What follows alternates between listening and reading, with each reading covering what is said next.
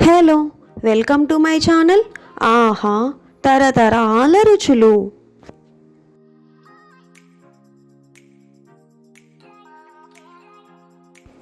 ఈ వీడియోలో పండు మిరపకాయ పచ్చడి ఎలా తయారు చేసుకోవాలో చూపించబోతున్నాను.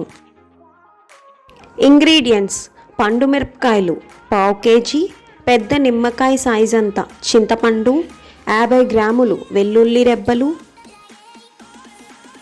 50 గ్రాములు కల్లుప్పు, 1 టేబుల్ స్పూన్ మెంతిపిండి, హాఫ్ టీ స్పూన్ పసుపు, 5 ఎండుమిరపకాయలు, కొద్దిగా కరివేపాకు, 1½ కప్స్ శనగ నూనె, 1 టీ స్పూన్ జీలకర్ర, 1 టీ స్పూన్ ఆవాలు, 1 టేబుల్ స్పూన్ పచ్చిశనగపప్పు, కొద్దిగా ఇంగువ. ముందుగా పండు మిరపకాయల్ని శుభ్రం చేసుకొని తడి ఆరిన తర్వాత తొడియాలు తీసి ఇలా ముక్కలుగా కట్ చేసుకొని పెట్టుకోవాలి. ఇప్పుడు ఒక మిక్సీ జార్లో ముందుగా కట్ చేసి పెట్టుకున్న పండు మిరపకాయలు, పెద్ద నిమ్మకాయ సైజ్ అంత చింతపండు, 50 గ్రాములు వెల్లుల్లి రెబ్బలు. పచ్చడికి కల్లుప్పు వాడితే చాలా రుచిగా ఉంటుంది.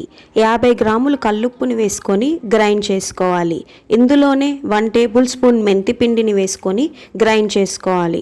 ఈ గ్రైండ్ చేసుకున్న పచ్చడిని ఒక గిన్నెలోకి తీసుకొని పక్కన పెట్టుకోవాలి. ఇప్పుడు ఒక ప్యాన్లో 1½ కప్స్ శనగ నూనెను పోసుకొని ఆయిల్ హీట్ అయిన తర్వాత 1 టీ స్పూన్ ఆవాలు, 1 టీ స్పూన్ జీలకర్ర, 1 టేబుల్ స్పూన్ పచ్చిశనగపప్పు, 5 ఎండుమిరపకాయలని కట్ చేసి వేసుకోవాలి. 4 దంచిన వెల్లుల్లి రెబ్బలు, కొద్దిగా కరివేపాకు, కొద్దిగా ఇంగువ, హాఫ్ టీ స్పూన్ పసుపును వేసుకొని వేయించుకోవాలి. పచ్చడికి నూనె ఎక్కువగా ఉంటేనే ఎక్కువ రోజులు నిల్వ ఉంటుంది. పచ్చడికి శనగ నూనె వాడితే చాలా టేస్టీగా ఉంటుంది. ఈ తాలింపు వేగిన తర్వాత ముందుగా గ్రైండ్ చేసి పెట్టుకున్న పచ్చడిని వేసుకొని 2 మినిట్స్ పాటు కలుపుతూ వేయించుకోవాలి. 2 మినిట్స్ తర్వాత స్టవ్ ఆఫ్ చేసి పచ్చడిని చల్లారి పెట్టుకోవాలి. ఈ చల్లారిన పచ్చడిని ఎయిర్ టైట్ కంటైనర్లో పెట్టుకొని ఫ్రిడ్జ్లో స్టోర్ చేసుకుంటే 2 మంత్స్ వరకు ఫ్రెష్గానే ఉంటుంది. Thank you for watching. ఈ వీడియో కనుక మీకు నచ్చినట్లయితే please like, share and subscribe to my channel.